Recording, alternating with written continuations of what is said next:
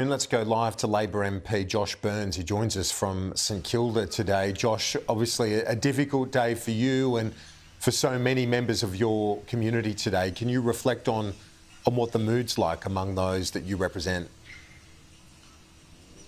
Yeah, thanks, KG, and thanks for having me on the program. It is a difficult day, and it's a day where I know many members of our community are struggling. They're struggling with the memories of what happened a year ago. They're struggling with the haunting images of people coming into townships and kibbutzim in the southern parts of Israel. They're haunted by the images of people being attacked at a music festival, of young innocent lives just being taken and torn apart. This is a difficult day for so many in our community, and I mourn with them. I went and visited Israel at the end of last year myself, and I saw the atrocities happen firsthand.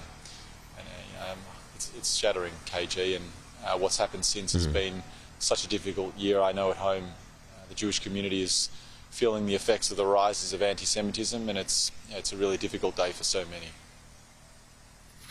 Indeed, and as you wrote earlier today, there is immense pain that echoes through our synagogues, our community centres. Every Jewish holiday has been plagued by the reality that there are still hostages being held in Gaza, and that's something representatives of the community wanted to remind everyone about today as well. More than 100 remain in captivity.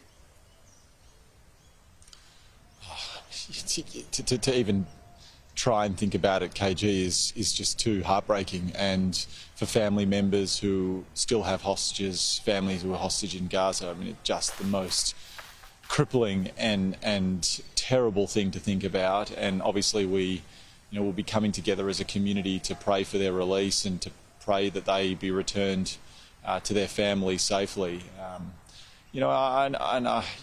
What else can you say? Yeah, indeed. And it's just a day of solemnity, of reflection. And unfortunately, we're seeing protests which do seem ill-advised at best, anti-Semitic at worst, and with some sympathisers of groups that are outlawed in this nation. So that must be enormous frustration for you. Look, I'd make this point, KG, is that I'm the chair of the Human Rights Committee. I believe and we must uphold the rights that belong to each and every Australian. That is a fundamental principle that I support and will always stand up for.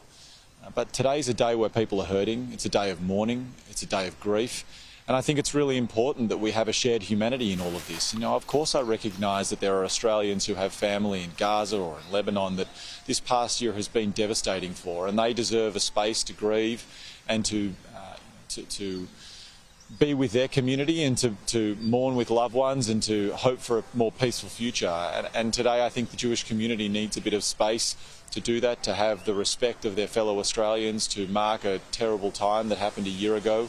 I don't think that's too much to ask, and for those who think it's appropriate to mark this day with some sort of opposition to that, I think it diminishes all of us. So, of course, people have the right to do what they want, but the question is, what message does that send, and what sort of country and community should we be? I'll continue to give people space and respect and empathy right across the community, and I think it's really important.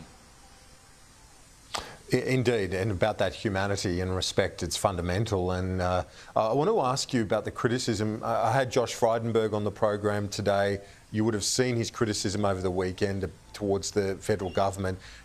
He believes that the protests we're seeing today could have been avoided with more leadership from the government. He's also saying the Albanese government has abandoned Israel in its double speak when it comes to the Middle East. What's your reaction to that today? Well, today's October 7 and today's about remembering the victims of that terrible day a year ago, and that's my focus today.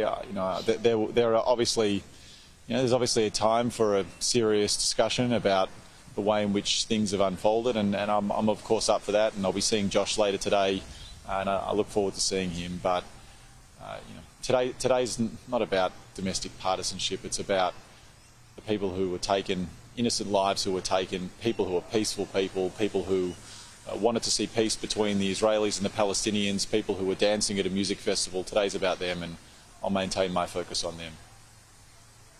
We wish you and your community all the best. Thanks, Josh Burns. Appreciate it. Thanks, KG.